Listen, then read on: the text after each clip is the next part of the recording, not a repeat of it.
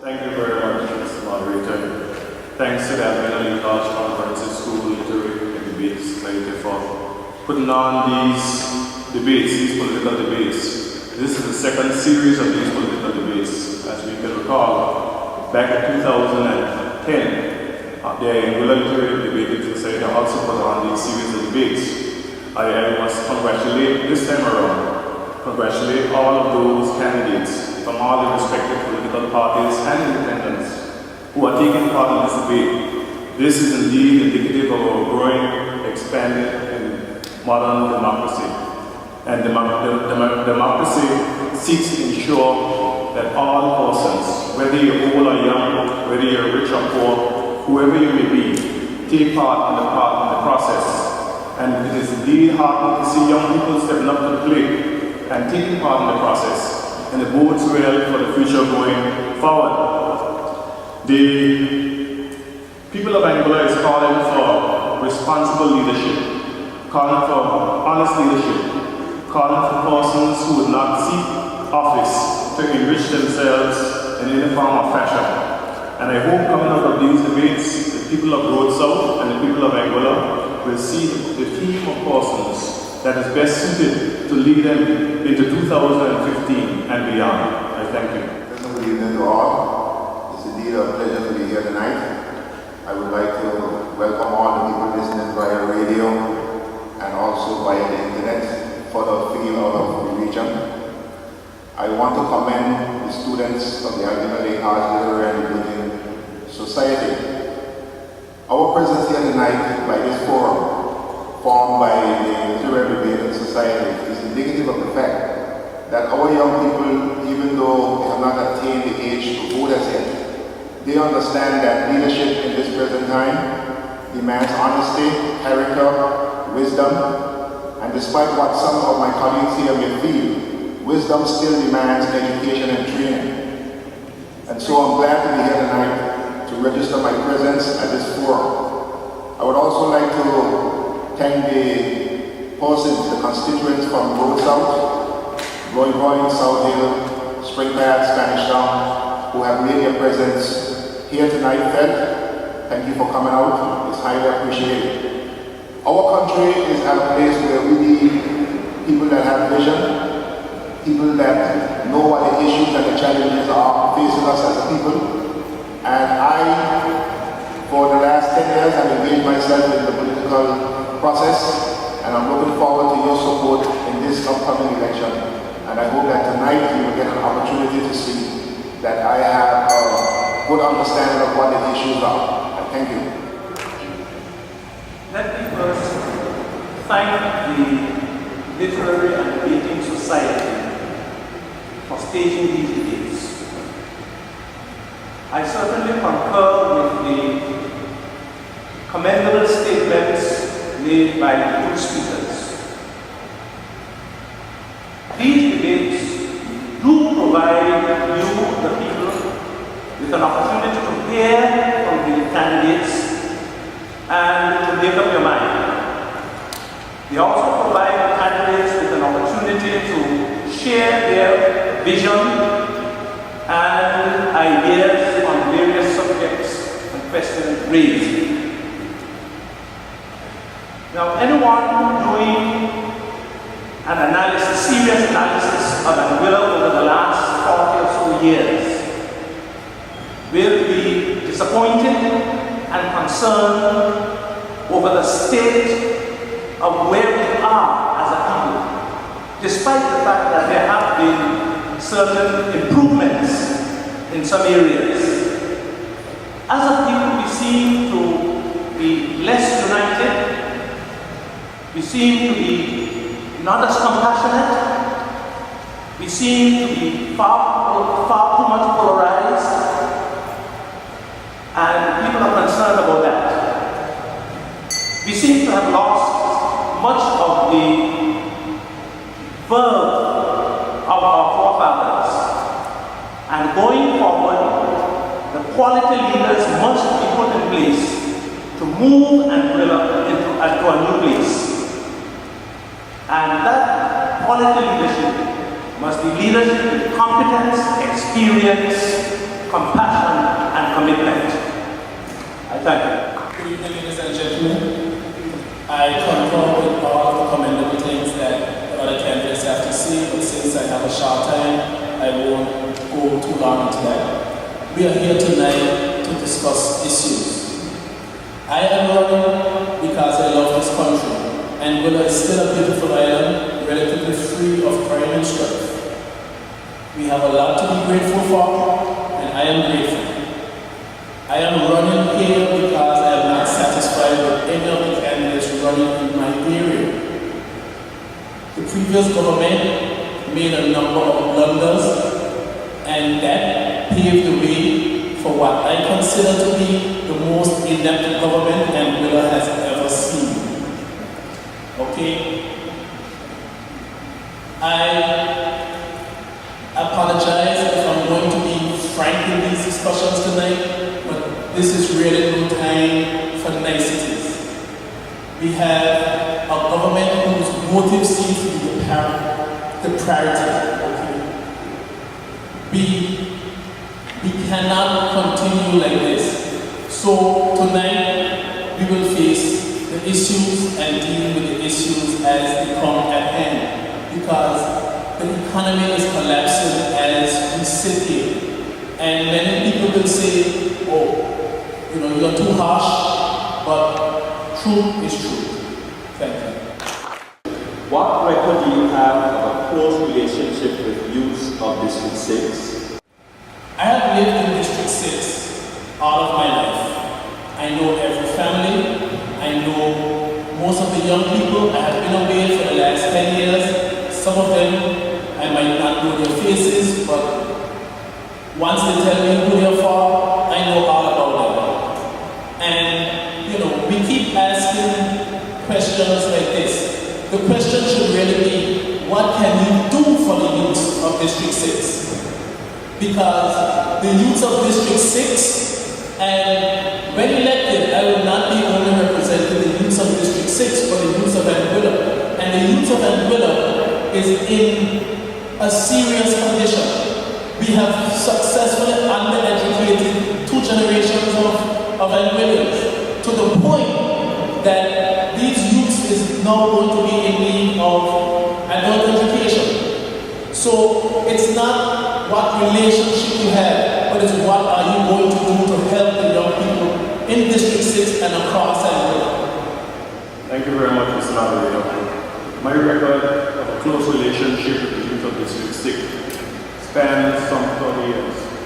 As a young boy growing up in District 6 in South Hill in particular, I was an athlete that not only ran in the high school, but ran to represent Anguilla at home and abroad. And with that brought a certain measure of notoriety, which I parlayed into other social programs. As a youngster going to in high school, friends and I, in particular Patrick Martin, Barbara Daniel Hoyer, and others, we got together and we raised funds ourselves when we were in school to build a basketball court in the Road Primary School. And the youth of District 6, the people of Going Point, the young men and women of Going Point and South Hill, of my age, you would remember those days. Not only that, we raised funds to do work in the school, whether it was painting the Road Primary School walls and doing other community projects, mentoring youth in District 6. I recall many times I would be under the big trees and under the trees as a young adult, speaking to a number of our young men. And there would be certain people in Anguilla society who would say, look who he is hanging out with. Because I felt that some of those young people needed someone to speak to them, to reach out to them. And that's what I continue to do then, and I continue to do to this day. As a matter of fact, some of the musicians in District 6, a lot of the musicians in District 6 can attest to the fact that we have worked together, writing songs from way back in 1991 to Muslim Brothers, to Panther Vibes, to Rascal Brown, and a number of other artists, mentoring them, mentoring young people, and showing them that there's another way of life, other than choices that they would have made that would have not taken down the right road. So thank you very much, Moderator. Thank you very much, Mr. Moderator. I grew up in District 6, and my record with the youth of District 6 educationally I have invested time and energy and resources in the education of the youths in my community. I had worked with Angola United Front in 2005 to 2010, and I was privileged that they allowed me to establish one of the first youth centers in the Blood Point community for the youth of Blood Point.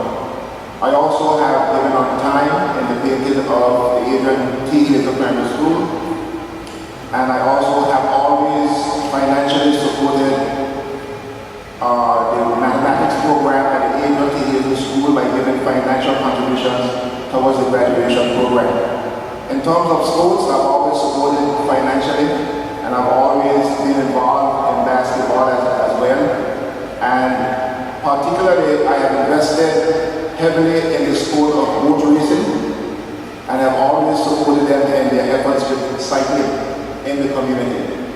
When it comes to other areas, I have invested a lot of time and effort relative to church activities with the youth, to a particular heritage that I have. Growing up in the Christian Fellowship Church, I've invested a lot of time with the youth in that regard. And so my involvement with the youth of the community goes back a very long way. From time to time, the young people will always come to me to seek guidance and advice and support on various initiatives. Thank you very much. I would imagine that that question pertains to youth of today. Because my record of association with youth go way back, many years ago. Me as a teacher in the Road Primary School, as a leader of organizations, as the leader of the Boys Brigade, but I will not dwell on that. That goes way back, many years ago. Many of those youth are now adults. Now, many of you know I spent a large portion of my life overseas. I returned to Anguilla in 2006. But even before that, before returning, when the youth in the community needed some place where they could play games, a portion of land owned by myself was given. A permission was given for them to use that land for the Southfield ball field, and that has gone on for years. So that my interest was there. Having returned to Angola in 2006 as the pastor of the Methodist Church in Blowing Point, my record relating to youth in Blowing Point particularly, and Southfield at Bethel, very close. Counseling them, guiding them, teaching them, encouraging them, inspiring them, motivating them in various ways, and providing spiritual guidance and leadership for the youth and in their homes. I don't think you want a better relationship than that in the relationship of counsel, where I have married some of them as well. Thank you. In a press release published in the Anguillan newspaper on the 24th of October, the Dove Party stated, and I quote, "In order to put Anguilla on a path to prosperity and growth, it requires leaders who are Christian-minded, mature, honest, experienced, patriotic, and selfless. Selfishness,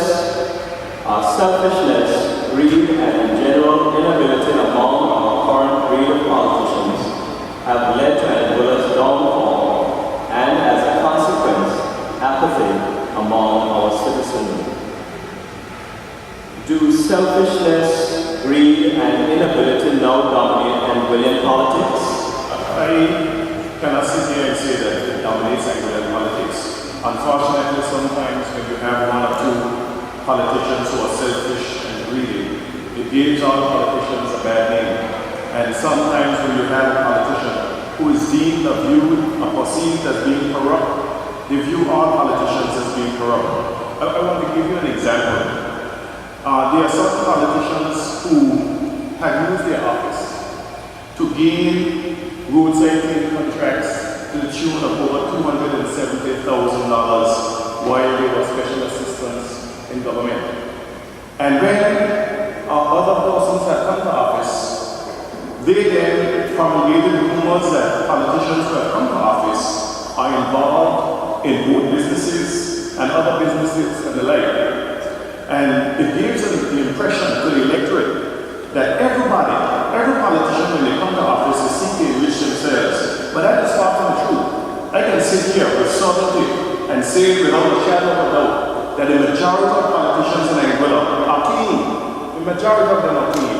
And it's just unfortunate that these rumors and innuendo by certain politicians who seek to enrich themselves through political office have created the view, especially among our young people, that all politicians are corrupt. So I would not agree with that statement that the majority of even all politicians are corrupt. Thank you, Mr. Moderator. I believe over the years, Angolians have become increasingly concerned about the behavior and perceptions of politicians utilizing political office for personal gain. I think in this last 5 years here, more than at any time in our history, even with the charges that people heard in the 2005 campaign about a minister of 10%, I think in this last 5 years here, people have come up with the term "cold cow," because we have people in government who, by perception, have seemed to have taken all of the jobs for family members and so forth, especially within the construction industry. It's a perception that has pervaded Angolian society, and it's a perception that we will have to deal with. I heard the Honorable Parliamentary Secretary referring to $275,000, but Angolians would be well aware that some of these construction projects where people have these perceptions run very well into the multi-millions.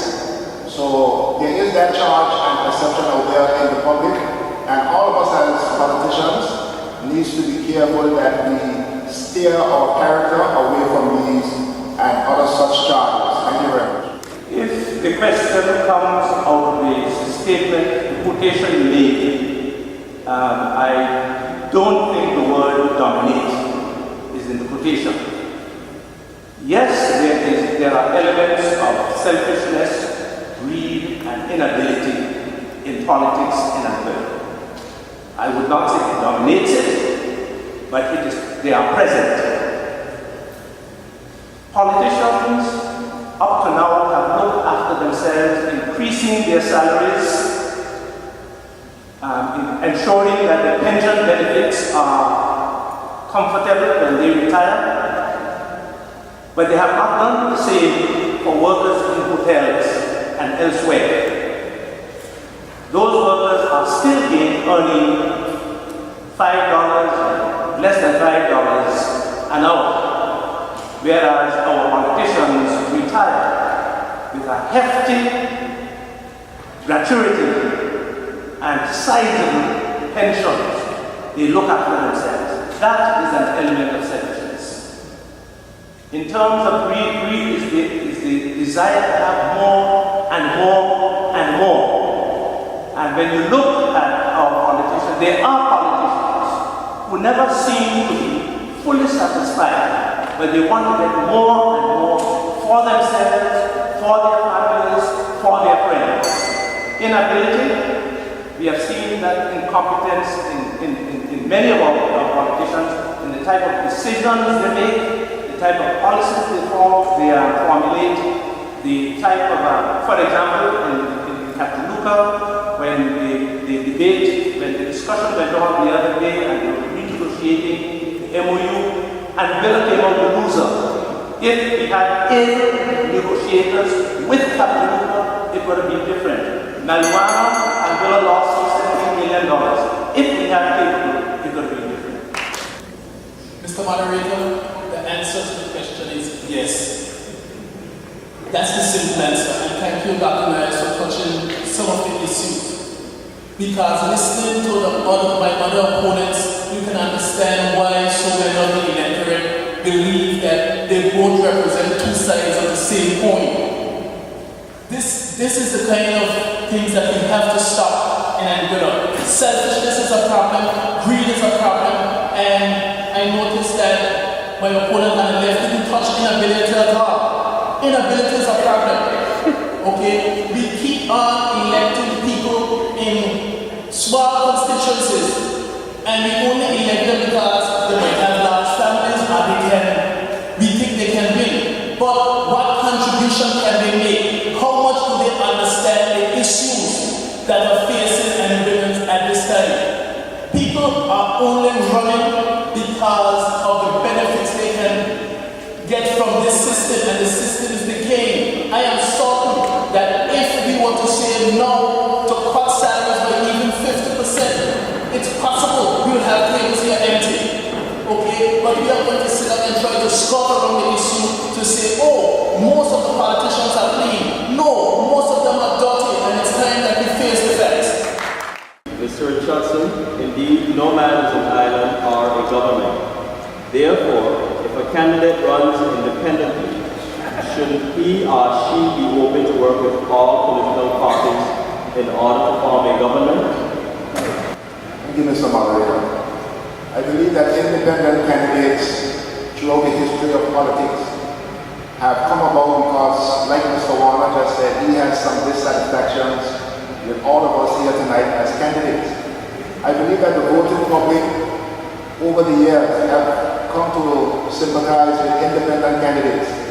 And if a candidate puts himself up as an independent candidate and he or she is successful, I believe that that candidate, if it is possible, have an obligation to the people that voted for them to represent them if it is possible that that person can work with a government or form a government, that independent candidate should take that opportunity to serve the people who elected him to represent them in that capacity. I concur with the comments made by Mr. Curtis Richardson.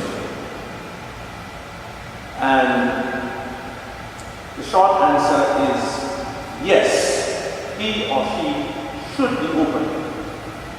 Should be open. Because if an independent candidate runs because he or she has seen a particular need and has something to bring to the table by working with the government, that independent candidate can bring that contribution to the table. And so that candidate can make his or her contribution to the wider nation.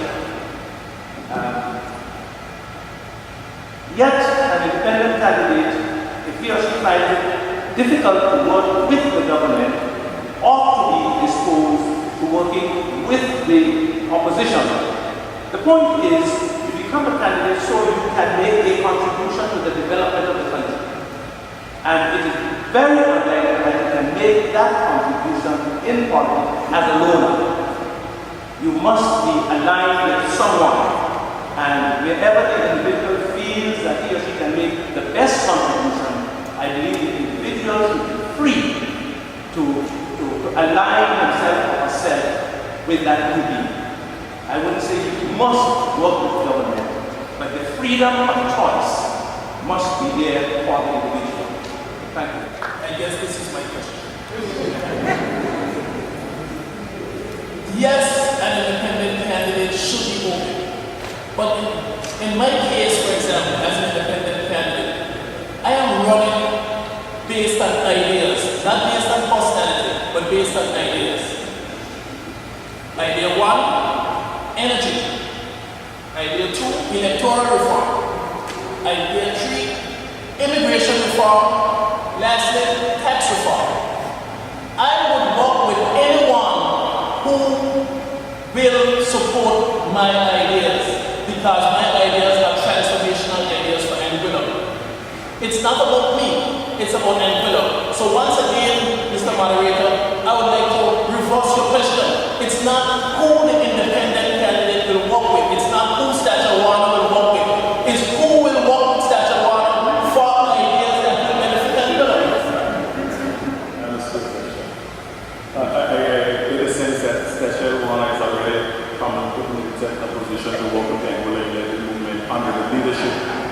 LSO is a website.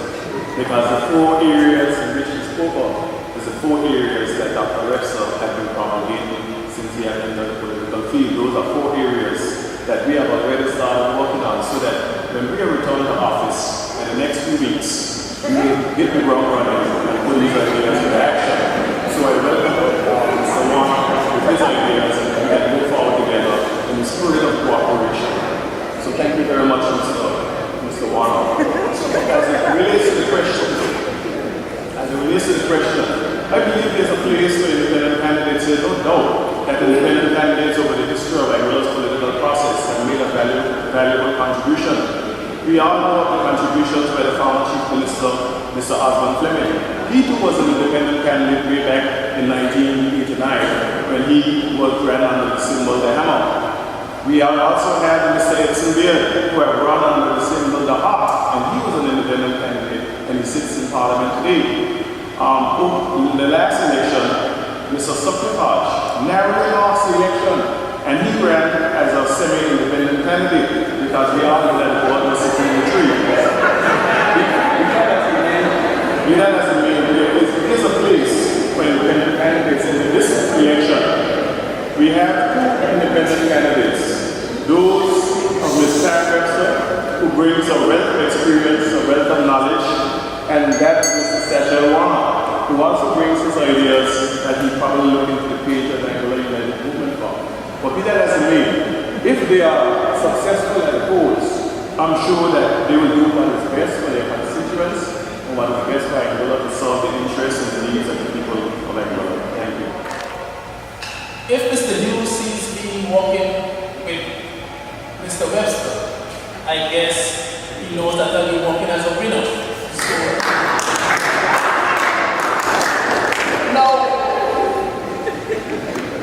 I am not surprised that AUM has these ideas as part of their platform, because every idea that I have listed, I have given them to Mr. Hughes since the AUM came to office. Therefore, to have them add to your platform now makes me ask why was nothing done for the last 4 years? Why can't you do something now? Why do you have to be re-elected? Thank you. Gentlemen, please respond to the following statement. The outgoing, long-serving public servant, the Honorable Mr. Hubert Hughes, will be remembered as the greatest Chief Minister to have ever served the people of Angola. Agree or disagree? One word, agree. I agree. I totally agree with that assertion that the Honorable Chief Minister, Mr. Hubert Benjamin Hughes, will go down in our history as the greatest Chief Minister Angola has ever had. And I say that against the backdrop of the fact that in the history of the world, there have always been a leader that came to office in the most difficult and challenging times. And we have examples of that throughout the world, whether it be Germany, whether it be the USA with Roosevelt, whether it be the United Kingdom with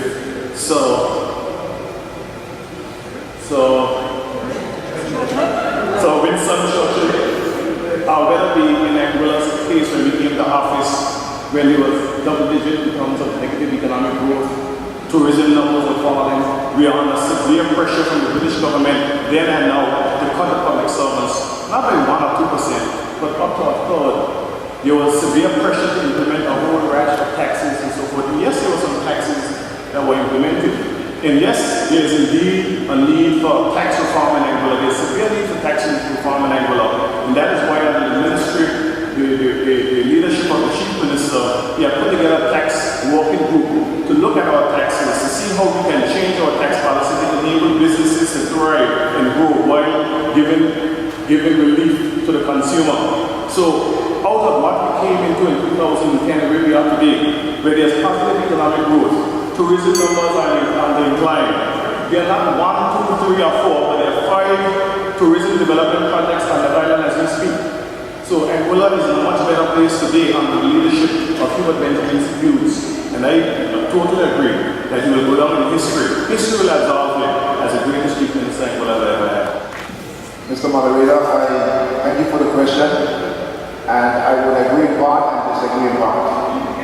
I have grown up in the Road South constituency, and growing up at the time, listening to Mr. Hughes in regards to politics, I felt that Mr. Hughes had a very good approach to politics because he always preached about looking out for the people's interests.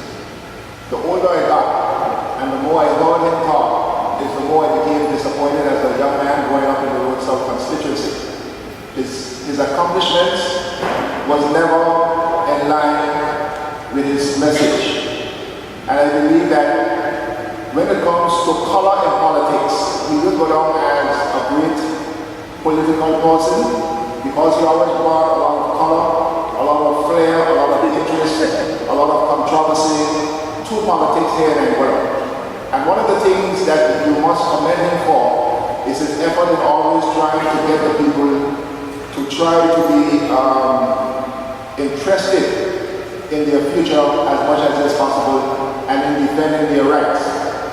But I believe that over the years, Mr. Hughes has lost his way for several reasons. He has not been able to surround himself with capable and competent people. The other reason is the question that you asked earlier. He has always, for some reason, managed to run basically as an independent candidate or with a semi-formed party. So for these reasons, including some failures in this present administration, I believe that he has taken away from his luster to be the best, but he is rated as an accomplished politician. Thank you very much. Longevity and greatness are not the same. Astuteness and greatness are not the same. You've been an astute politician, a long-serving politician. Belligerence and greatness are not the same. You have been belligerent at times. One has to say that his message has just about most times been good, in that he wanted the best for people. At least so he gave us the impression. Mr. Curtis is somewhat, correct. Achievement and message did not go together. Greatness has to do with the legacy you leave behind you. It has to do with your accomplishments, your achievements. And if you ask, what has Mr. Hughes achieved for Anguilla? What has he achieved for Anguilla? It is not true that the British government was forcing him to retire civil servants. The British said, you have a problem. Your revenues and your expenditure are not balancing. You have a choice. They never said, as far as I know, you must retrench 300 civil servants, so that bogey needs to be disposed of. In some ways, Mr. Hughes has been great good, but in some ways, he has been almost a liability to Anguilla. I would not agree with the statement that he has been the greatest business. Anyone who served so long would have done something, but they cannot be called greatness. I remember a few years ago, a good friend of mine, David Carter, pointed on human confusion news. Now we have reached 20 years probably later, and we are phrasing questions that he will be remembered as. I have to disagree that question. Anguilla was like a patient in the hospital sick. Human prescribed the wrong medication. The patient is now on life support. And if we don't be careful, while we are sitting here thinking all of this is funny, the patient could die. Mr. Knives, you're right. Human has been a liability. And if our history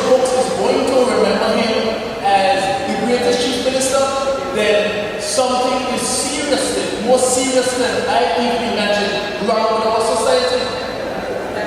Thank you very much, Mr. Moderator.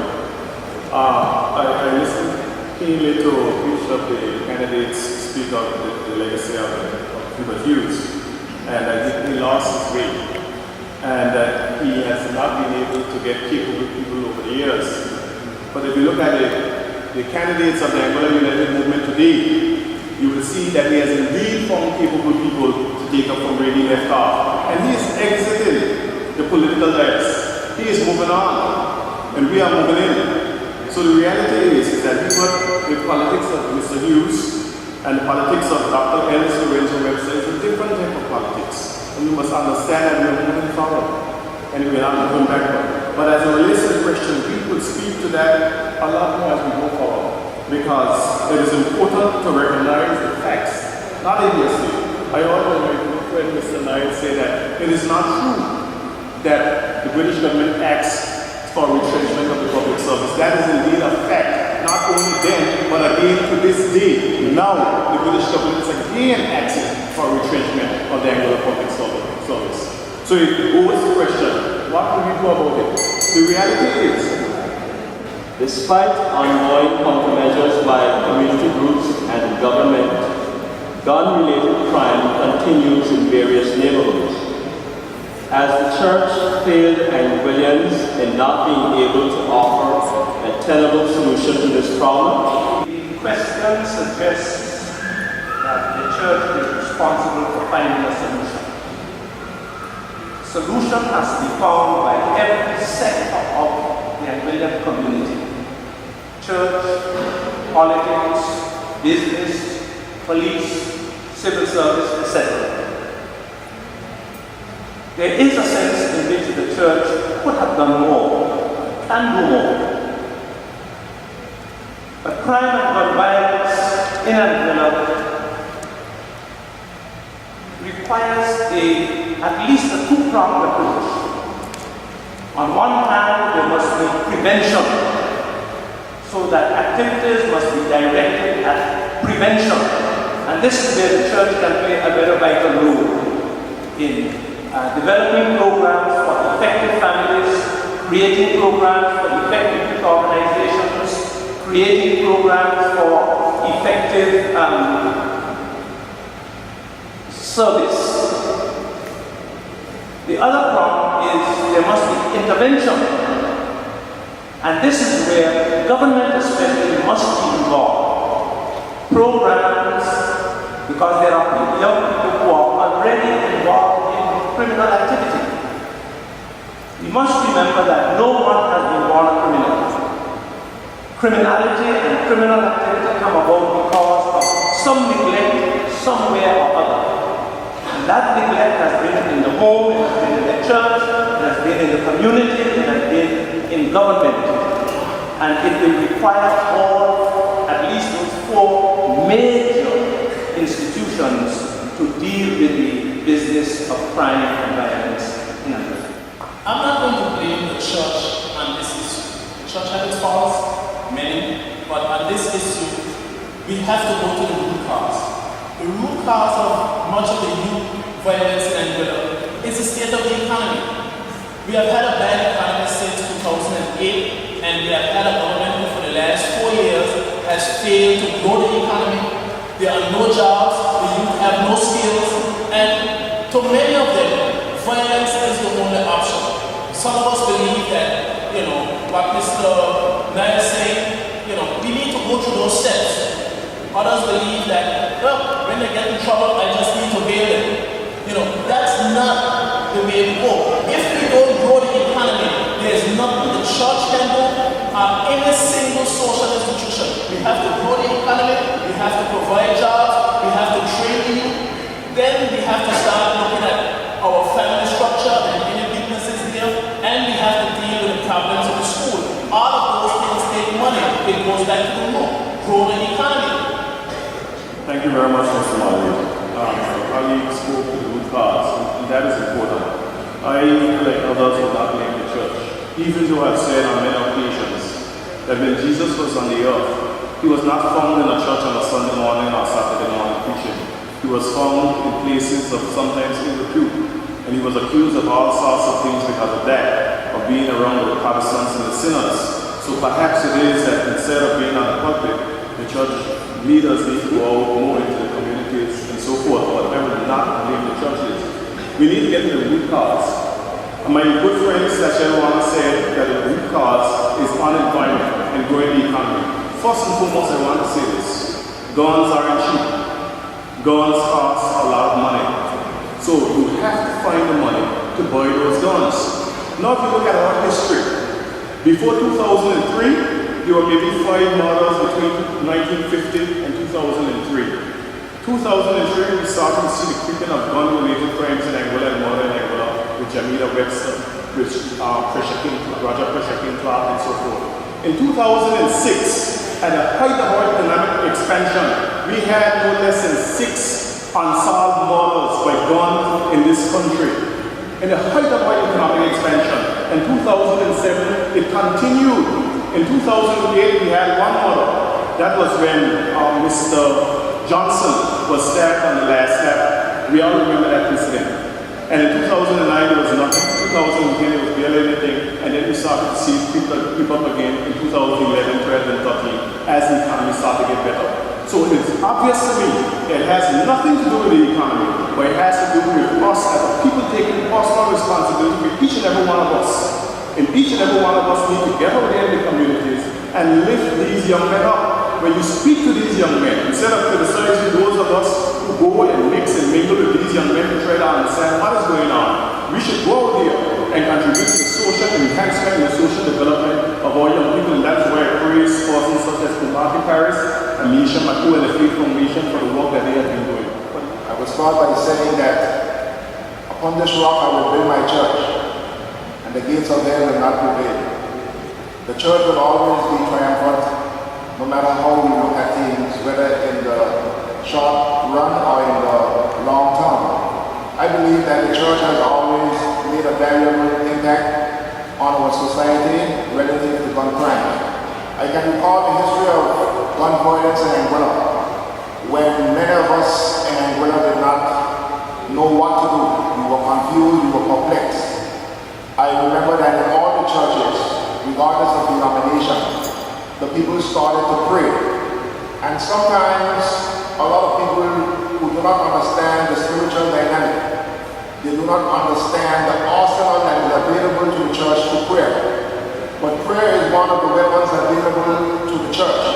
And many churches in Angola begin to pray. And I was glad to hear Mr. Hughes talk about a period of calm and the lack of gun violence that existed in Angola in a short period of time. And I believe in my heart that calm came as a result of the fact that people in Angola really sincerely called out to God.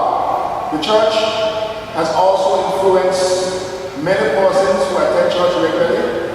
They walk in their appearance. Many of the persons who attend church regularly are involved in various organizations. And because of these persons' spiritual outlook, I believe that the church may not be able to save the entire as a whole, but the church influence on the various parts have come together to make a wholesome salvation for the nation relative to gun crime. I thank you. Here's an excerpt from a letter to the editor of the Angola newspaper. Dear editor, my wife and I have been going to Angola since 1992. One reason we love the island so much is because it is quiet and tranquil. If jet skis were allowed, as a visitor, I would start to view Angola as being no different than St. Thomas or Aruba. Though you may attract several travelers by allowing jet skis, you would lose many as well. Mr. Patrick Murta. Your question. Are jet skis a beneficial addition to the Angolan tourism product? Also, please comment on the potential environmental impact.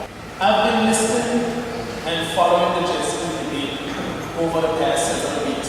I don't see it as either here or there for us. If we have jet skis, fine. If we don't have them, no big problem. My problem is, in Angola we are not setting standards. We have had instances where remote control boats have caused this. Now we have jet skis and I don't standards that we are going to set. We have major issues in our tourism product today. Having jet skis legal is not fixing those problems. We probably should focus on those problems which are more vital and important to Anguilla than having jet skis available. And it seems to me, looking at who will get licenses and those type of things, as if once again it's just selfishness and greed that is pushing the jet ski issue rather than any economic benefits that it's going to have for Anguilla. The issue of jet skis have been promulgated by myself. And for a number of reasons. While that is the case, I have retracted that position. And here's what the issue is. We have a number of mega yachts that come to our shows. And these mega yachts come to our shows, almost 100% of them have jet skis. We've had to use jet skis in our waters and have been told to stop the usage of jet skis in our waters. So they have pulled anchor and they have gone to St. Bart's and like. So, to my mind, we have lost business. Also, the idea behind the jet skis also utilizing certain areas in Anguilla. Maybe the areas that were being promoted were not the best areas. Maybe it was down in Savannah Bay or what have you, I don't know. But it was to create an opportunity for someone to get involved in business as well. Because there was a number of persons in Anguilla,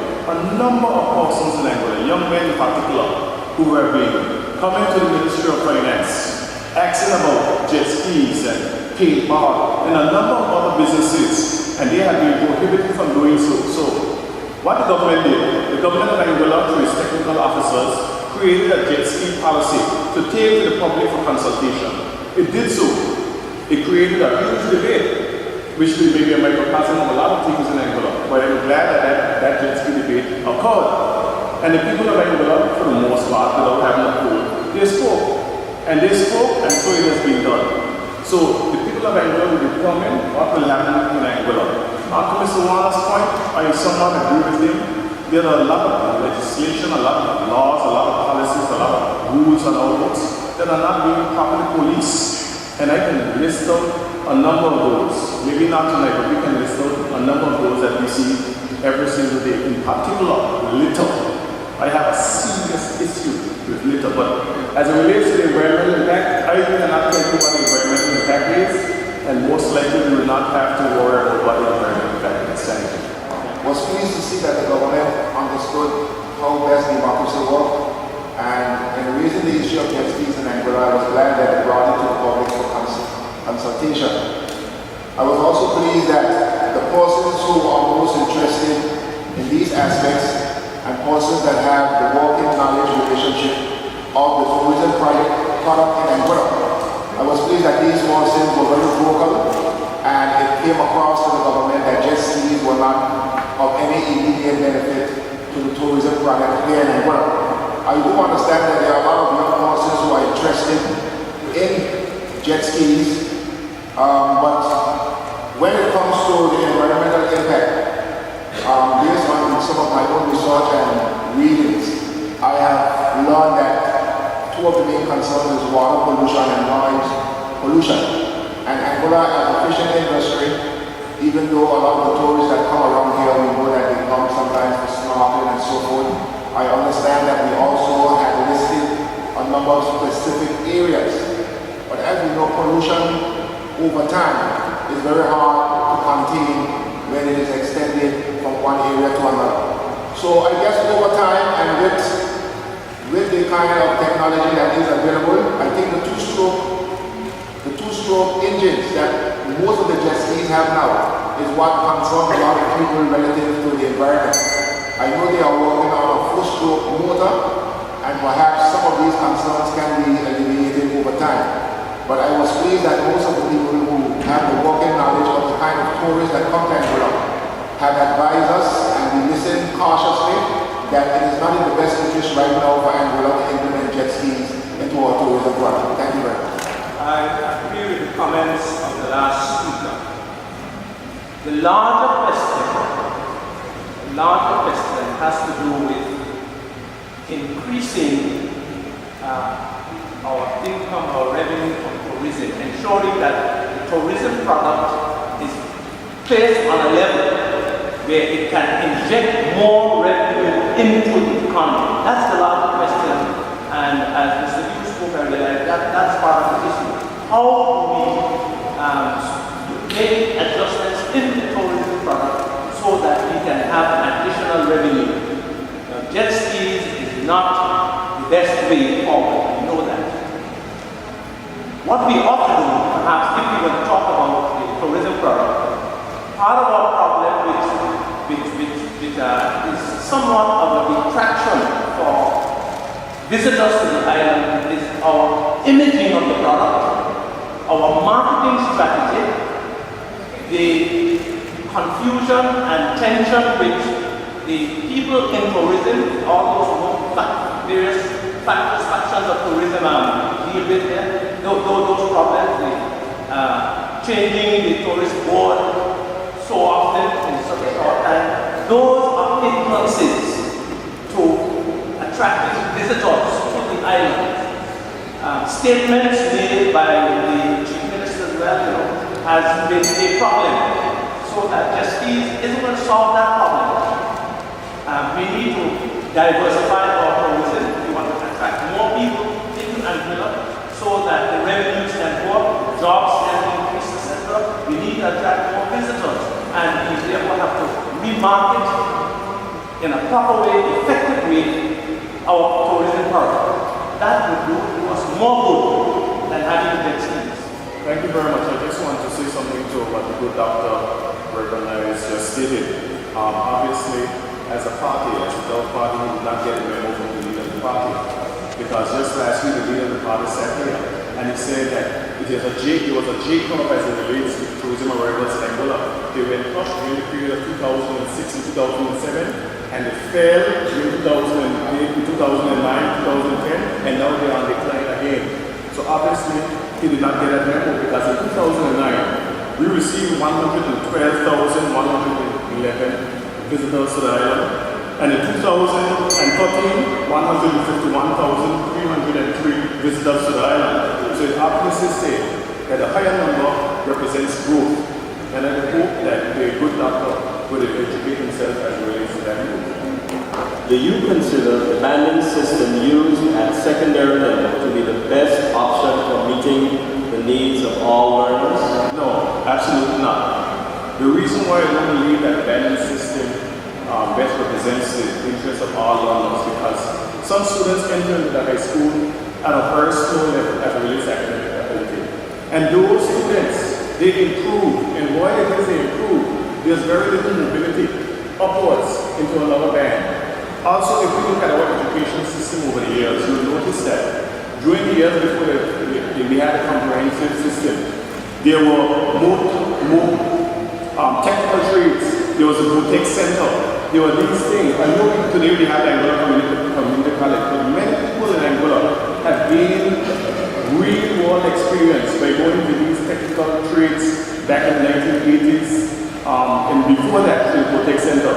So we need to transform our education system and need to understand it. And I speak here, and I sit on here as the only person in these podiums that have not gone to tertiary level, have not had a tertiary level education. But I've always believed that while that is the case, education is not confined to four walls. Education is an ongoing experience. It's a life's journey. And there's a need for us to be more well-rounded as it relates to education. But as it relates to the banding system, I believe that there needs to be. I know the education department have been doing tremendous work on their part with teachers. We see the results of our examinations every year, but we need to reform our education system to allow for more mobility within the banding system. I would like to highlight the honesty of my colleague here by saying no responses here who have not had tertiary education. And the honorable what he was pointed out exactly why. He was too busy playing with his friend and he was advised to go. But when it comes to the banding, I believe that I can speak with more authority than most of my colleagues here tonight. One of the factors of my many years of teaching that has disheartened me, that has concerned me about the banding, is that it does not afford very good students an opportunity to impart to students who are slow.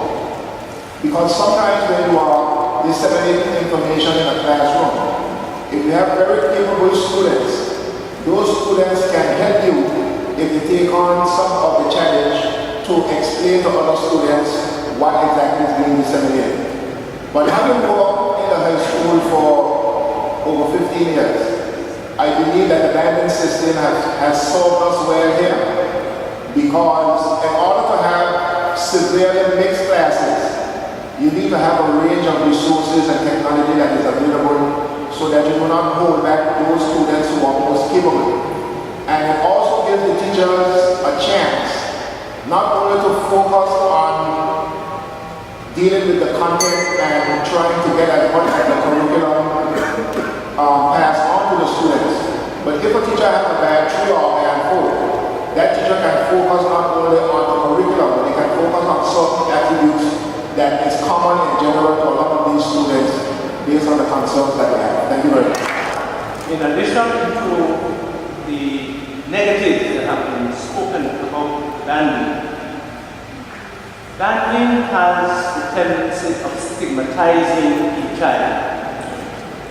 A child who is put in band 4, because of cultural understanding, that child is stigmatized, and it has a self-fulfilling effect.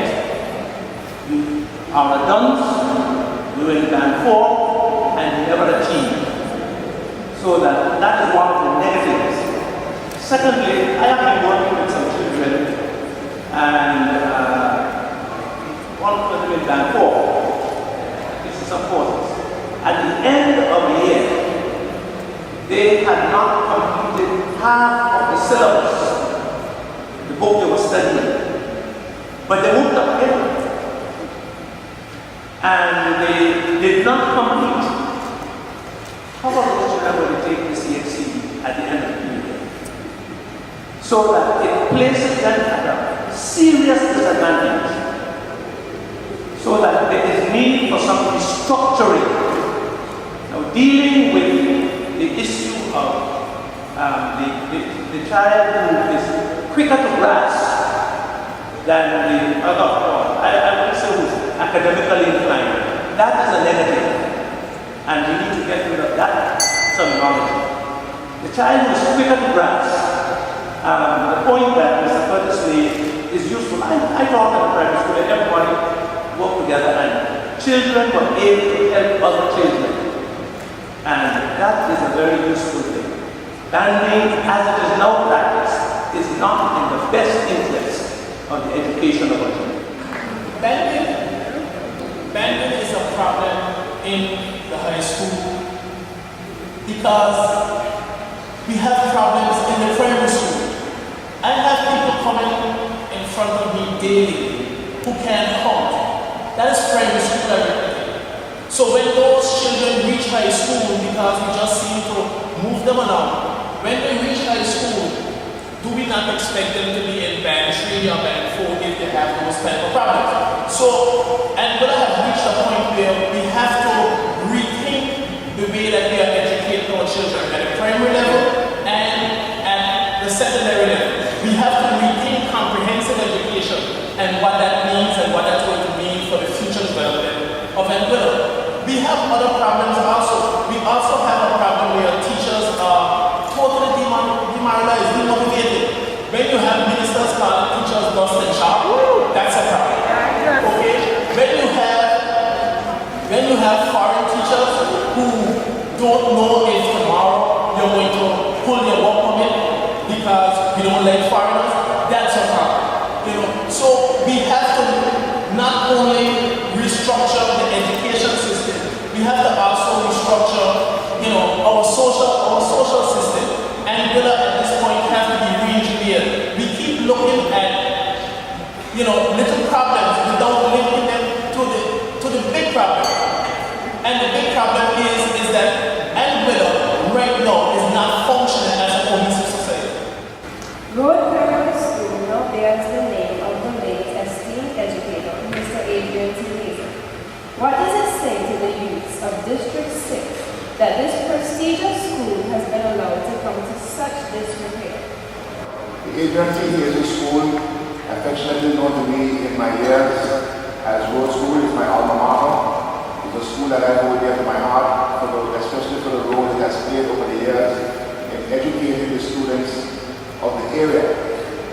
The latest element of disrepair that the school has been allowed to fall into says that those responsible for the Ministry of Education, in particular the Minister of Education, has not been paying particular interest to the needs of our schools. But I think the people of Angola need to understand what is the fundamental problem that the Minister of Education has had relative to Road School.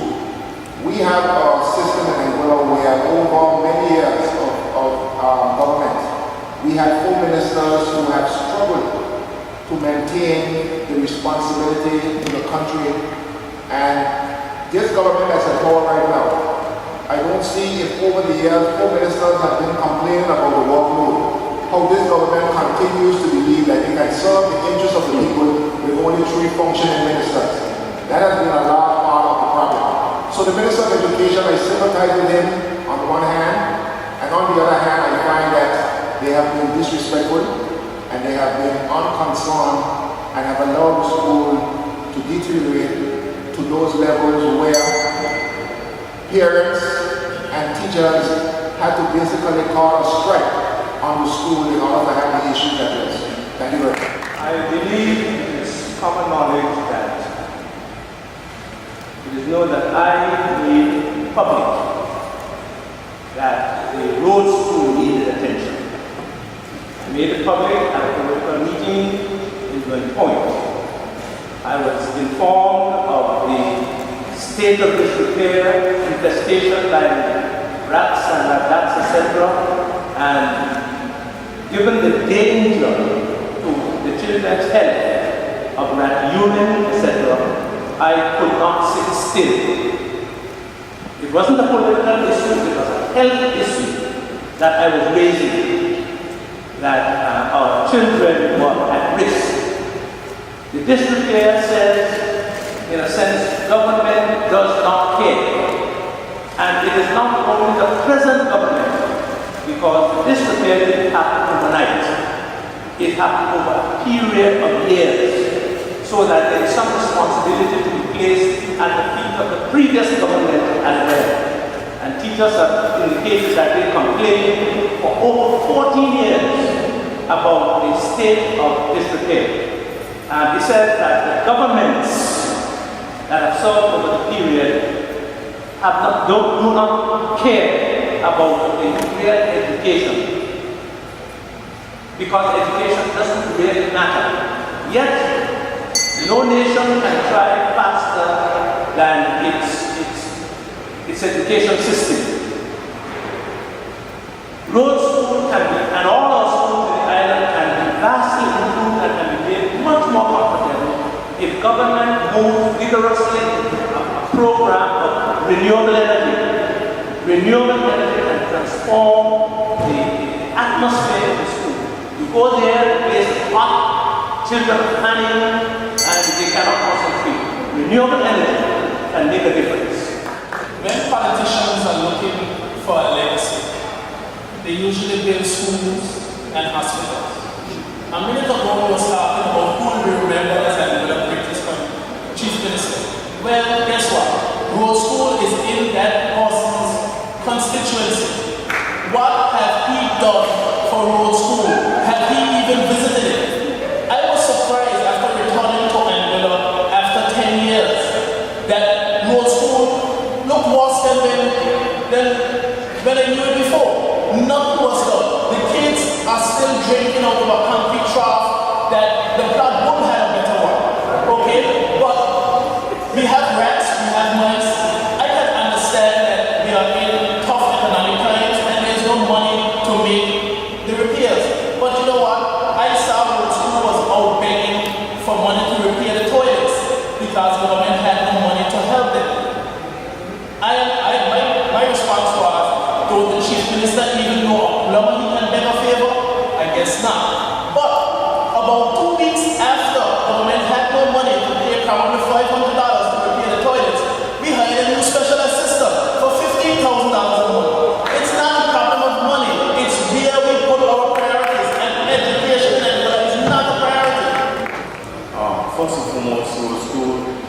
the alma mater for at least 3 of us, all of us.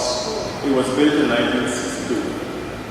It precedes at least 3 of us. Now, first I would like to address the question of the special assistant. $15,000 a month is my salary. That is my salary.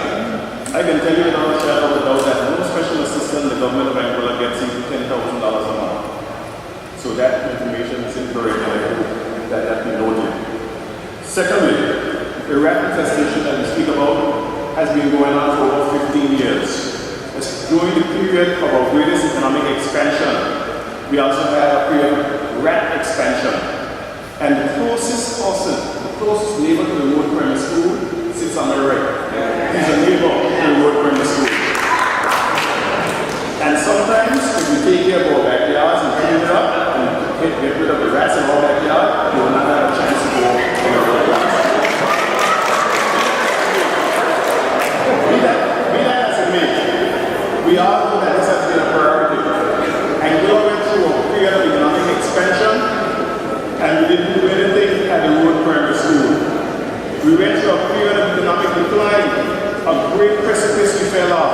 We had our own fiscal thinking in Angola, and we did not have the financial resources. But the road primary school was made a priority to redevelopment and reconstruction. And there's procurement regulations, the procurement process is right now in place, and that is being done. And the road primary school will be reconstructed. But be that as it may, IAD News have contributed significantly to the road primary school, from fixing the septic tanks, fixing the electrical problems, contributing my own money over the years to the road primary school. And my brother Greg has contributed significantly to his alma mater too. So sometimes we don't have to wait until the government do it for us. Sometimes we should get up and do it for ourselves. I am the closest here at the podium to road school. The neighbor that shares a yard with road school is Mr. Hughes' uncle. And if we want to talk about what should be cleaned up and where the rats might be originated, Mr. Hughes will have to answer. Okay, if leaders are supposed to have foresight, how could it have come to the point where our schools are overcrowded and expansion proves difficult on some campuses because of the placement of buildings and pitch roofs? A couple of reasons. One is the low priority placed on education. And since many of our schools are primary education, it's obvious that primary education does not have the kind of priority in the expenditure. Two, the issue of concept of development. One of the indices of real development, human development, has to do with our education system, the state of our education.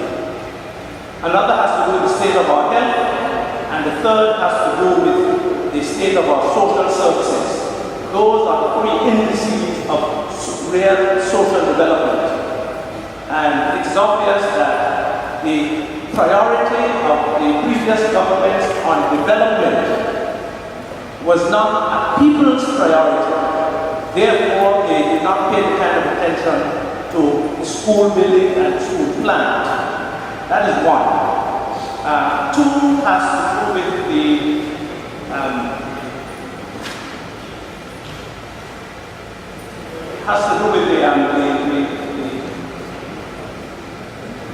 lack of foresight.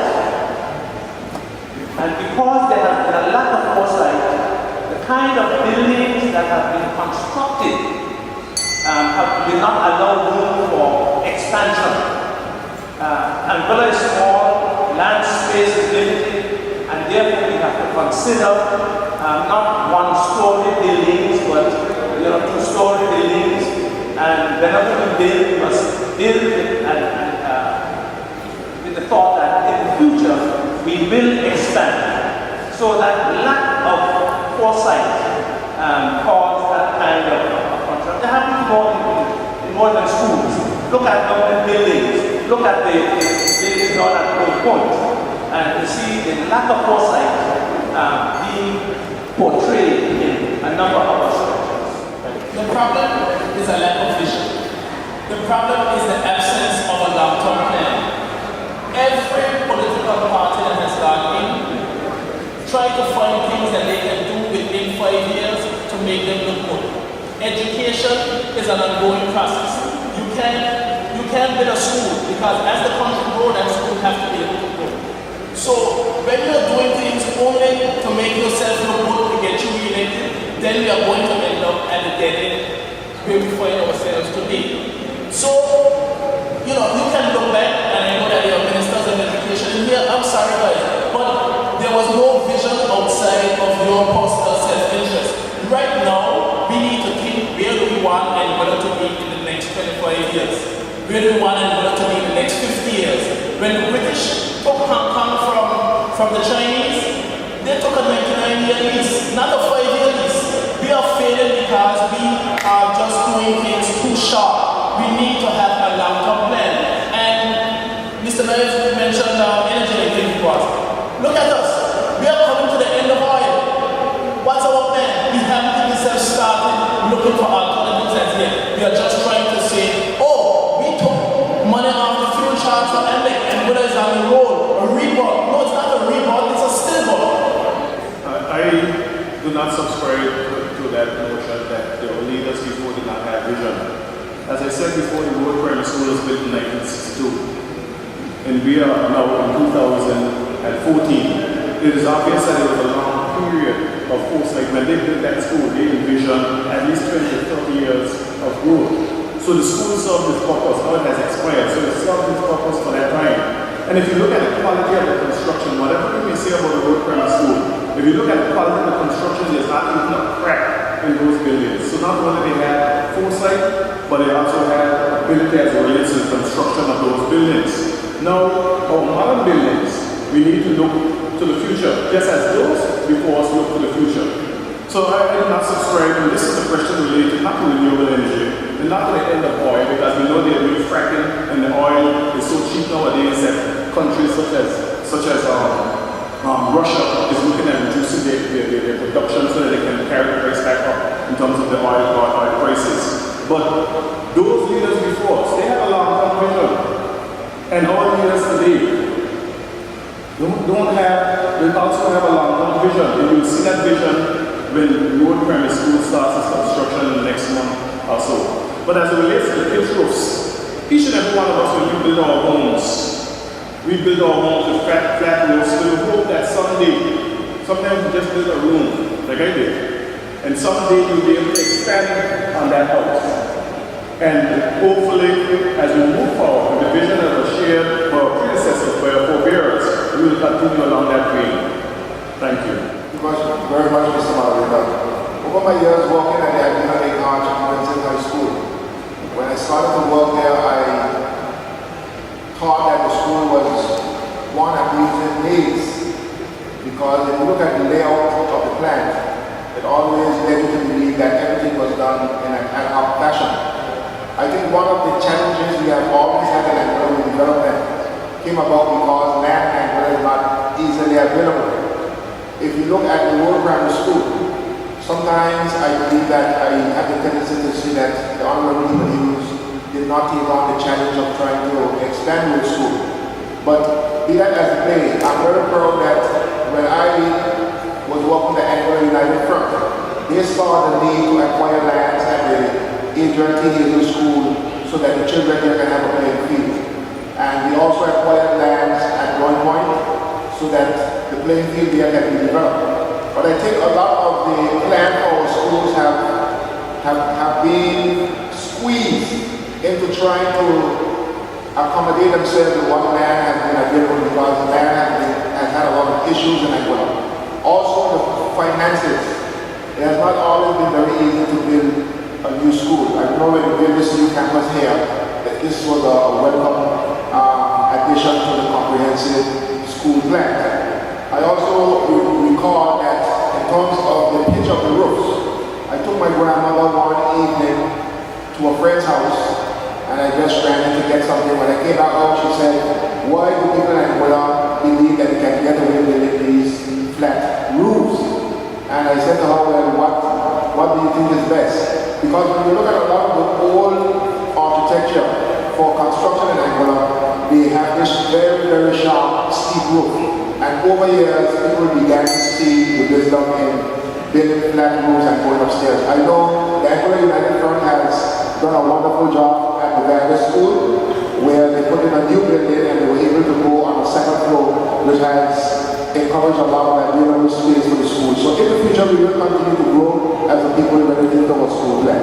Thank you very much. You can say that one government of the next in Abu Dhabi acquisition, because it was through the efforts of the honorable reviews who acquired land in the Greenpoint area that today the Angola Tennis Academy is a very important fixture in our social development fits. And also as it relates to what Dr. Reverend Knight said, social development takes a huge bulk of our budget, education and health. If you look at our budgets, you will notice that most of the money goes into education and health.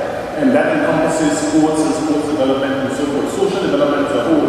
So I do not think that it is fair to say that any government does not look at our social construction and a whole as it relates to financing the same. It just takes a collective effort, as I said before. How would you balance the importance of environmental impact assessment with the need for economic development? How would you balance the importance of environmental impact assessment with the need for economic development? That question is basically being asked about every nation around the world. We as humans are doing a pretty good job destroying our natural environment, and we have to seek a balance. The problem is that small islands like Anguilla have very fragile environments, but we also need development because our people have to be able to have the same amenities as the larger places as they want to live. So we have to see the balance, but we have to do it on a case-by-case basis. There's no one plan that fits all. But every time we look about a new development, we have to be conscious of what the environmental impact of that development will be, because the Angola we have today, we are just borrowing from future generations of Angolans. And if we mess it up, we are leaving nothing for our kids. So we have to create that balance. That is a very important question.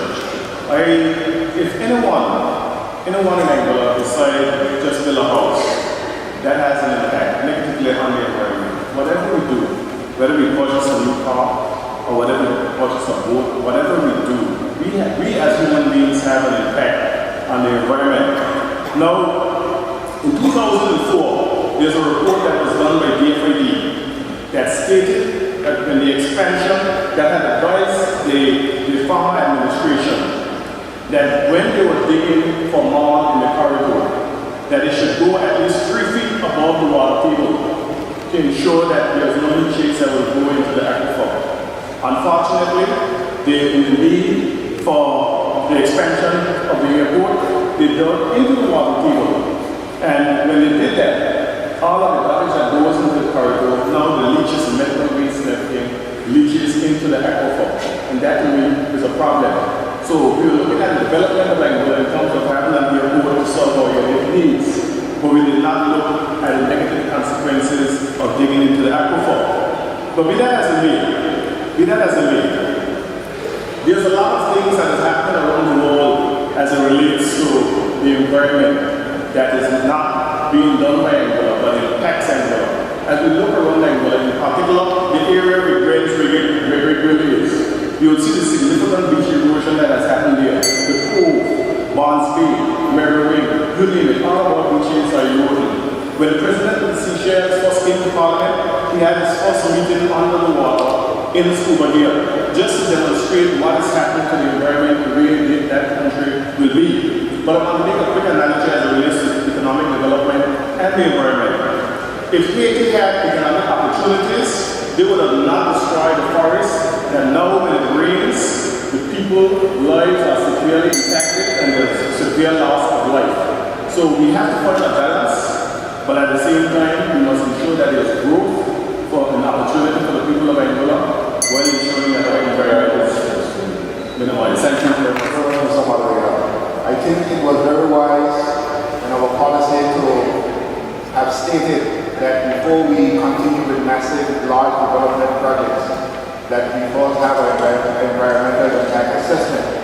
I think it has served Angola well over the many years. I can remember even when Viceroy was being constructed, there was a blowhole down there that people were complaining about. And I think that over the years, relative to the environmental impact assessment, people have seen Viceroy come back to put in some developments in the sea, some great water rocks.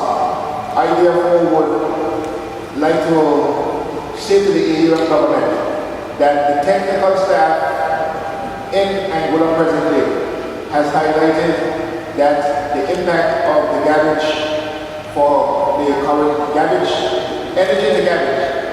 to energy proposal is not going to solve Angola well. And I think that the AUM government needs to seriously take into account what the study has presented and what the technical staff is saying in regards to that. Economic development is necessary and important. The environmental assessment is also necessary and important. A balance, therefore, has to be found. Economic development does not have to take place only at the expense of the environment and the beaches, etc. Here in Angola, yes, we've seen the danger and the damage done. But we cannot expand our economy with no real threat to the environment. North of us, 200 miles or more of sea exists, teeming with fish. But we have done nothing to develop a meaningful fishing industry. If we want to convert, we want to implement renewable energy, we can have that energy available to propel and push our economic expansion and growth without any damage done to the environment. The balance has to be found, and it has to be a creative balance, or we will be in trouble. We can go on. We can diversify our tourism product. And indeed, we need to diversify our tourism product so that we can increase our revenues. Presently, we have small products, low visitors, and high costs. If we were to have a two-tier system in our tourism structure, we can improve our economy without damaging our environment. Quickly, as it relates to diversification of the tourism product, we have started to do so. We have diversified the tourism product by a number of ways, including the dolphin discovery and the small cruise ships that comes to Angola every year from December until the end of February. As it relates to the two-tier system in our tourism product, we already have that. We have the higher market tourism product, and we have what is called the charming escapes, places like Sudan, places like Lloyd's Guest House, places like Paradise Cove, places like Angola Great House. So we already have different aspects to our tourism development. We've always had that because Lloyd's Guest House was the first hotel in Angola. Now, as it relates to Viceroy and the boulders that were put in the water, the breakwater that was put in the water, it was the former administration. After the Land Development Control Committee informed them that they could not build that close to the edge of the water, they went to the Executive Council and overturned the ruling of the Land Development Control Committee to allow them to build right on the water's edge. And that is why today you see the impact of that decision. So when we're talking about environmental impact assessments and taking advice from those who have been paid to give us advice, we must ensure that we take that advice. Due to inflation and changes in the economy, $1 today cannot purchase what it would have 5 years ago. With this in mind, should public servants be satisfied that government has still not paid back any money owed for reduced salaries? we would all love if we had financial wherewithal to pay the public servants. We would love that. The truth of the matter is that everything is becoming more expensive, not only by Angola. We hear food wars around the world. We hear of the challenges in terms of the energy costs, not necessarily energy costs in Angola, but the cost of energy to move goods and services around the world. That is not getting any cheaper. And why that is not getting any cheaper? The salaries and wages of the people around the world have dropped to 20-year lows, and those will not climb anytime soon. So what do we have to do? We have to become more resourceful as a people. We have to do more. There was a time in Angola when we did not have an economy in Angola, when we did not have jobs in Angola, but we were able to feed our families. How did we do that? We had a little backyard farming. We had raised a few animals. And we all did that. And we were able to help our brothers and help our sisters. And to this day, I do that. I do that myself. If I can find time to raise not 1, 2, 3, 4, 5, about 6 different varieties of animals for my own protein consumption. We do a little farming. Each and every one of us can do that. And even outside of the traditional farming that we have seen grown in Angola, there are new techniques as it relates to farming. Israel is a desert, and they produce so much food. And we can do the same if we are willing to walk down and do so. But be that as it may, as I said before, we would absolutely love to pay back the civil servants established because we know it will come right back in the treasury of the government of Angola. Thank you very much. I believe that every government owes an obligation to the civil service to make sure that whatever monies are owed to them are paid and paid in a timely fashion. I think this government has missed a very good opportunity to pay back some of those monies. When you listen to the present AUM administration, you will realize that they constantly talk about the debt and the levy and so forth. But it is always very surprising to realize that they did not need any money in the treasury to pay certain bills. But one of the first things they attempted to do was to recover $40,000 for a 10-year-old telephone bill. And I believe that the same zeal and zest they have to recover their personal monies. Some of that effort should have gone into looking into the civil service, in particular our teaching professionals and others. And I therefore believe that because election 2015 is coming, the people of this country will see that this government is all about politics, because they will find a way, I believe, for this Christmas to play politics with the people of this country by finding a way to give them back some of their money, because it's time for campaigning and electioneering. The issue is cost of living and how government can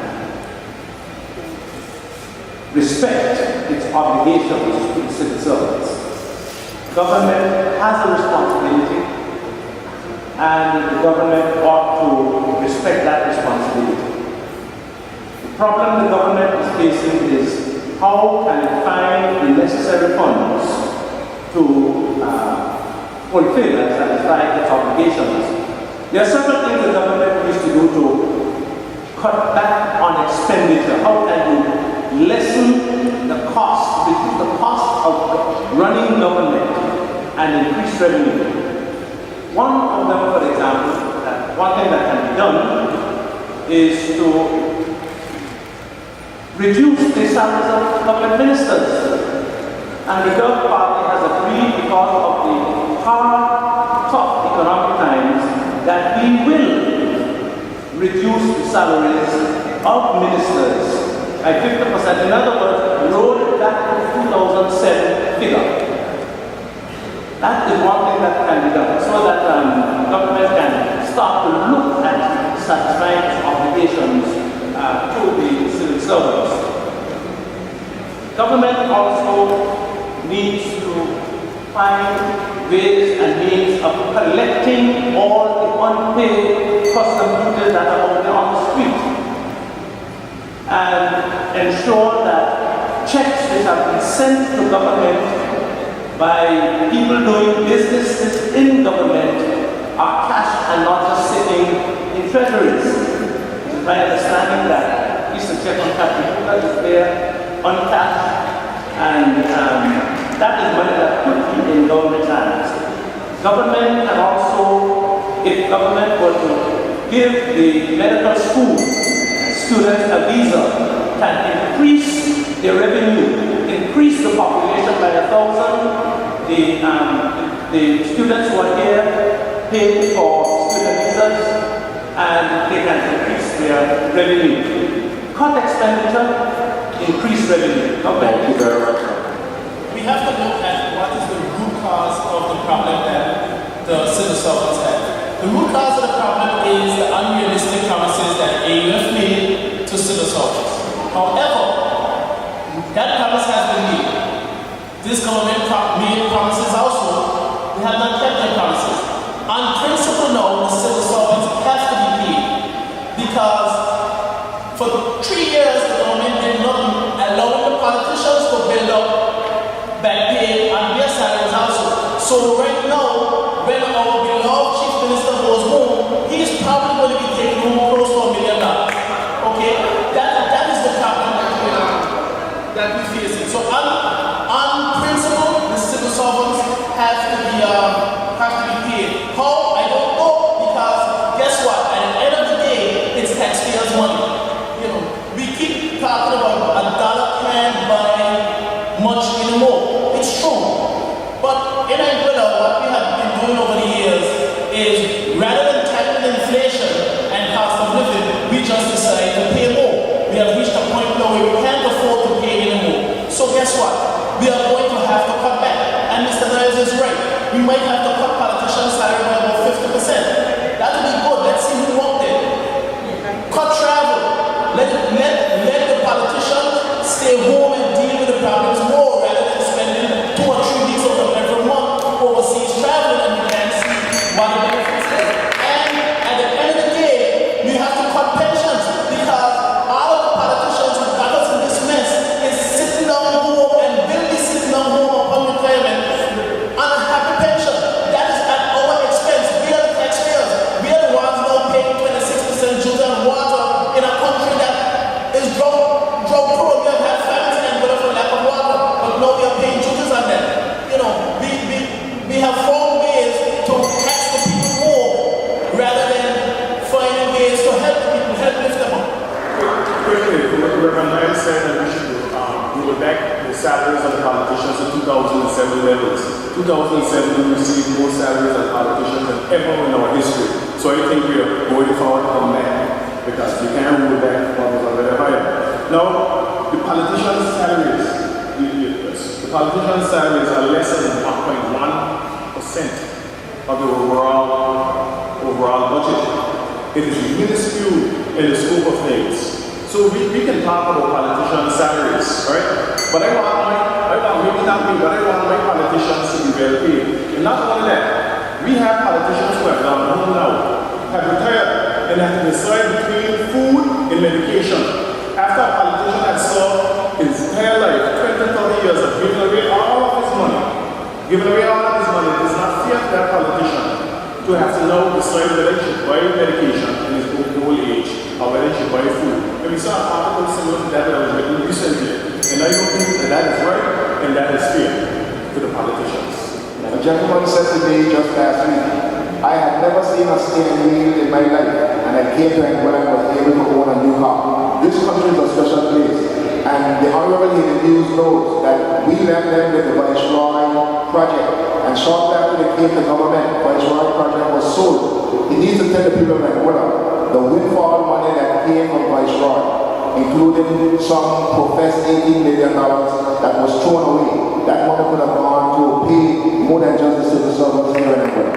It is really refreshing to listen to my opponent, Mr. Hughes, justify what is nothing less than rape, plunder, and loot.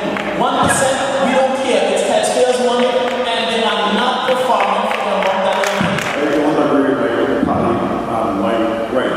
Be that as it may, my friend talked about $18 million. $18 million. When we came to office, Viceroy was in bankruptcy. It was on the verge of collapse. We were able to facilitate the biggest windfall to the treasury of Angola that created a situation where now we have almost satisfied that government of Angola's obligations as it relates to the borrowing guidelines, as it relates to the reserve fund, which must be 3 months operating capital in the treasury of Angola. And when we came to office, there was zero. So we were able to build that up, and we're trying to build that up to satisfy our obligations. Today, Monday, 24th November, it was reported on the Canadian newspaper website, hisar.com, quote, "No ifs, ands, or buts about it. The Ontario government is banning all flavored tobacco, including menthol and vaporizing e-cigarettes for teenagers and curbing their use throughout the province. Are governments going too far in their response to cigarette smoking?" Thank you very much, Mr. Moderator. I believe, based upon all the information and research that has been given over many decades, including the warnings that have come on cigarette boxes, that cigarettes do cause cancer, I believe that given the health risks and the nature over the years related to cancer and these diseases, that if the people within a country see it fit, that this is one way to best mitigate against the health concern of that country, I think it is wise for the government to ensure that they support the public in that trust.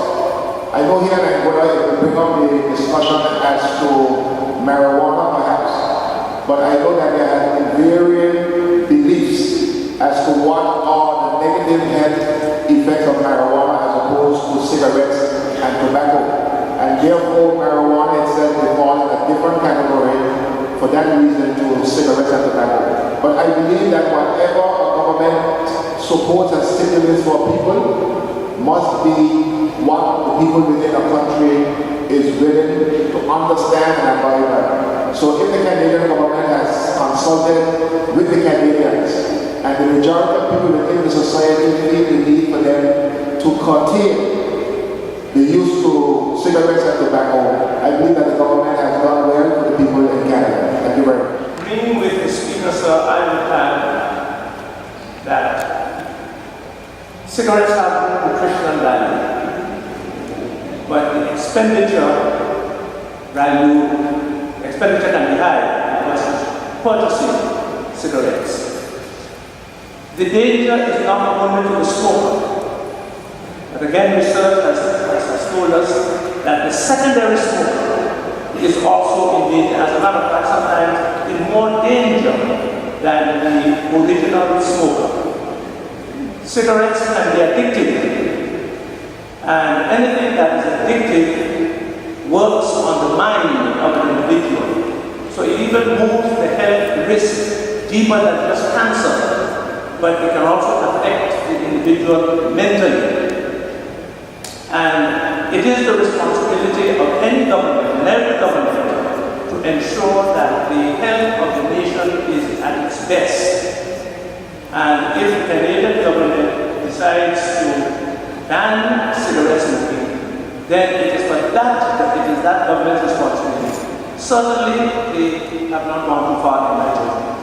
I think this question is not so much about cigarette smoking, it's about the power of government and the right of government to regulate activities within its borders. Okay? We have a situation in the world today where there are many multinational corporations that is larger and stronger than many countries.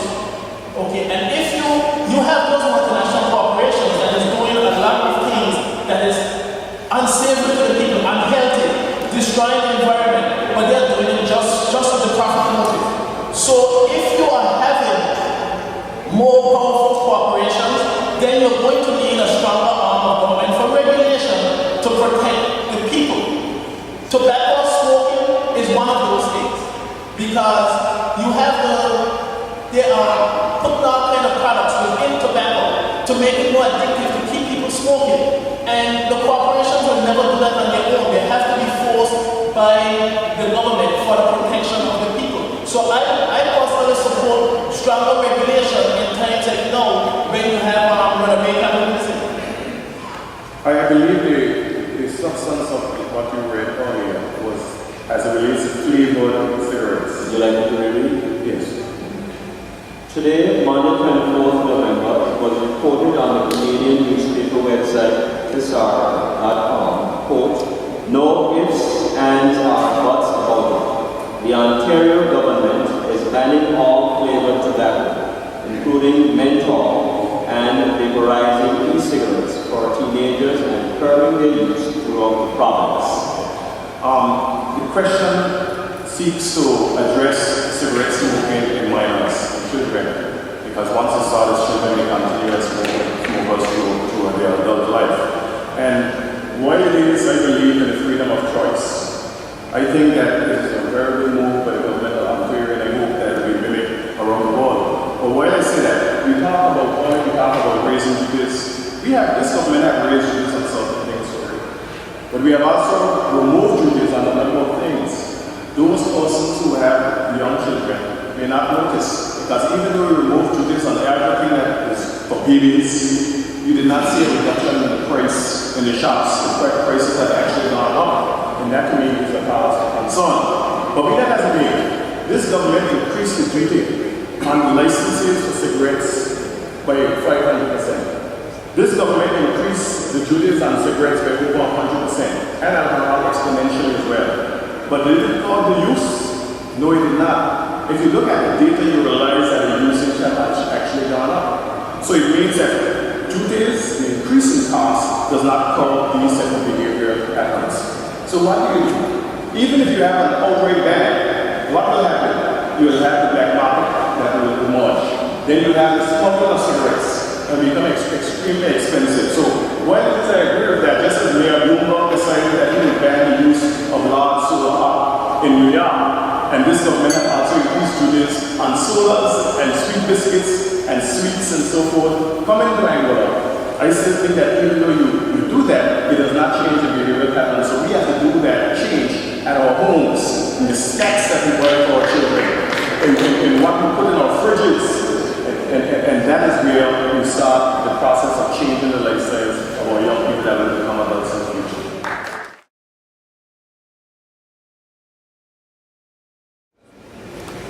I would like to take this opportunity to directly speak to the people of Rosa.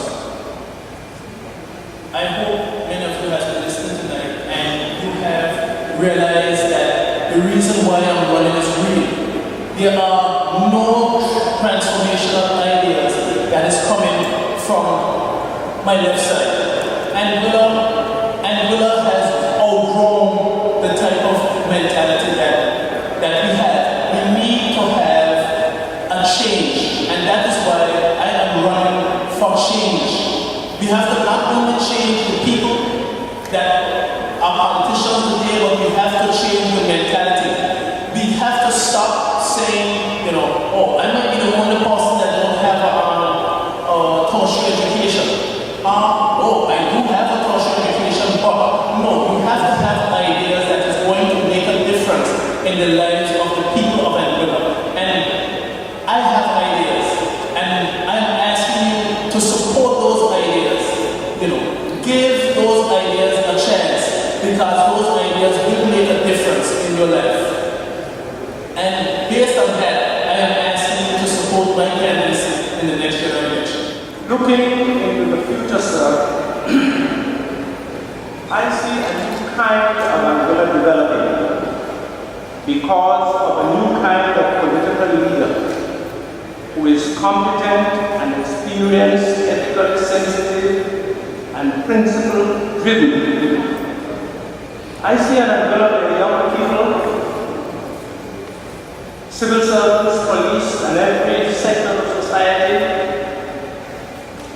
will be respected and able to participate meaningfully in the development of Angola. Looking into the future, I see a new Angola where the economy is diversified and sustainable because of the use of renewable energy and technology. I see an Angola where all offices, schools, etc., can be made comfortable because of the use of renewable energy. I see an Angola where we will grow what we eat, looking into the future. because renewable energy is used to provide the water to push our agriculture. I see a new Angola where the raw sporting material of our young people, the raw musical ability of our young people, where this is honed and nurtured to excellence, and so sports and music can become a real means of livelihood. If we want this kind of Angola, we must have a new kind of leadership, not the leadership that has brought us to this crisis and this problem. We need a leadership that is open, that is capable, that is competent, and that is democratic in mind. What I want you to remember is that the two traditional parties were unable to do this. You need new blood to bring this new Angola into being. So you have to love the dove and vote the dove, and you'll see a new Angola. I would like to say to the constituents of District Number 6 that for 10 years I have engaged myself in the process of trying to represent you on a full-time basis. Going up to the community, I have done my part on a part-time basis, but since 2004 I resigned my job in the Adina Lake House Comprehensive School to avail myself to the opportunity to represent you within the constituency. I have been unsuccessful on 2 occasions, and every single person within the district knows that regardless of the political persuasion over those 10 years, I have loved you, I have supported you, I have struggled with you to whatever your struggles have been. I have been there for you to whatever the challenges may have been. I know that some people have concerns about symbols and about parties, but if I was looking for the easy way out to become your representative, I could have done otherwise. I am not a person who likes to take the easy road. I do not take what is convenient. I never received you down to District Number 6. I applaud the efforts of the Reverend Himes to put himself as a candidate. I applaud the efforts of the Honorable David Hughes, and I applaud Mr. Statue One. But given all that is necessary for a person to represent you, I know that you recognize that I am the candidate that has the word when it comes down to the labor bloc. And I therefore will thank you for your support in this upcoming 2015 general election. Over the last 4.5 years, I've been afforded the opportunity to represent the people of Angola who I was not restricted in a particular district. When I came to office, a seasoned veteran politician came to my office and he gave me some advice. He said, "Hey, if you want to be successful in office, if you want to be re-elected, do as little as possible. Because if you do as little as possible, you will not be blamed for anything." And I did not take that advice because I was brought up in a different school of thought. The school of thought that made me go out every single day and work hard work, sacrifice family, sacrifice friends, sacrifice the things that I love for the betterment of my fellow man. This is what I started to do.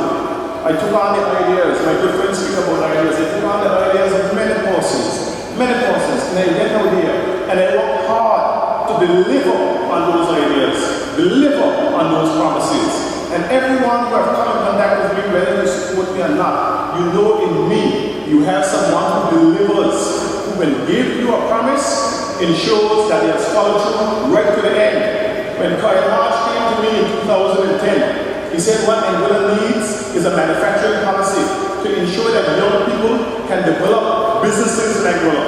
And Kyle and I sat down and we walked through that policy. And today, there's tropical treats, there's Paradise Island, there's a number of other young men and women in Angola doing businesses that emanated from that manufacturing policy.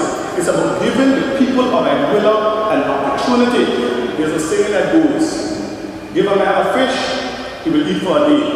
Teach a man to fish, he will eat for a lifetime. And I have done all that I have done in the past, and I will do even more as the next elected representative.